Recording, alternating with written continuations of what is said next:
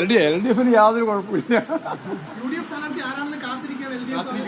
ഞാൻ ഇന്നലെ പറഞ്ഞല്ലോ, ഒരാഴ്ച കൊണ്ട് ഞങ്ങൾ തീരുമാനിക്കുന്നു. പിന്നെ വെറുതെ പറഞ്ഞുകൊണ്ടിരിക്കുന്നു. ഒരാഴ്ചയാണ് ഞങ്ങൾ ഇന്നലെ പറഞ്ഞ സമയം. പോരെ, ഞാൻ പ്രഖ്യാപിച്ച പറഞ്ഞിട്ടില്ല. അവരെ പ്രഖ്യാപനം ഞങ്ങളെ പ്രഖ്യാപനം നമ്മൾ യാതൊരു ബന്ധമില്ല. അന്നുമില്ല ഇന്നുമില്ല. ഞാൻ അന്നും പറഞ്ഞിട്ടില്ല, ഇന്നും പറഞ്ഞിട്ടില്ല, ഇന്നലെയും പറഞ്ഞിട്ടില്ല. ഇന്നലെയും ഞാൻ പറഞ്ഞത് ഞങ്ങൾ 7 ദിവസം കൊണ്ട് പ്രഖ്യാപിക്കുന്നതാണ്. ആ 7 ദിവസം കൊണ്ട് ഞങ്ങൾ സർജിക്കൽ സ്ട്രൈക്ക് ഉണ്ടാവോ? അന്നേരം പ്രഖ്യാപിക്കുമ്പോൾ മനസ്സിലാവും. UDF ഇപ്പൊ തന്നെ പ്രതിസന്ധിയിലല്ലേ? പിന്നെ PV അൻവർ എന്ന് പറയുന്നത് യഥാർത്ഥത്തിൽ UDF-ന് വേണ്ടി LDF-ന്റെ ഭാഗമായിട്ട് നിന്ന് മത്സരിച്ച് ജയിച്ചിട്ടുള്ള ഒരാൾ. ഞാൻ ഇന്നലെ പറഞ്ഞതുപോലെ ഒറ്റുകാരനെ പോലെ പ്രവർത്തിക്കുക ചെയ്തത് UDF-ന് വേണ്ടി. അതാണ് ഞാൻ ഇന്നലെയും പറഞ്ഞത്. അതിന്റെ അകത്ത് സംഘർഷം ഉണ്ടാവും. ആ സംഘർഷങ്ങളൊക്കെ നമുക്ക് കാണാം. അതിലൊന്നും ഞാനൊരു ഗൗരവത്തിലേ കാണുന്നില്ല.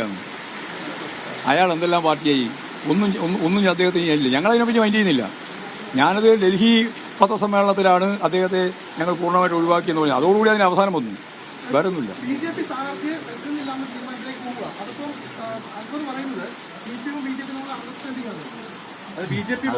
മറുപടി ആവശ്യമില്ല, വെറുതെ ആവശ്യമില്ലാതെ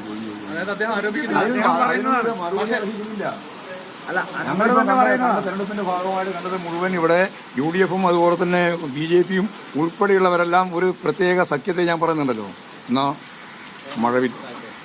മഴവിൽ സഖ്യം, SDPI, ജമാഅത്തെ ഇസ്ലാമി, RSS, കോൺഗ്രസ്, ലീഗ് ഉൾപ്പെടെയുള്ള ആ സഖ്യമാണ്. ആ സഖ്യത്തിനെതിരായിട്ടുള്ള അതിശക്തിയായ രാഷ്ട്രീയ നിലപാട് സ്വീകരിച്ചുകൊണ്ടാണ് അടുത്ത വർഷം തെരഞ്ഞെടുപ്പിന് വേണ്ടി മത്സരിക്കാൻ ഉണ്ടാവും എന്നുള്ളത് അവസാനം. പിന്നെ അതിനൊന്നും വല്ല സംശയമുണ്ടോ? അത് അവരോട് ചോദിക്കണം. BJP-ക്കാരോട് എന്നോടായിരിക്കും.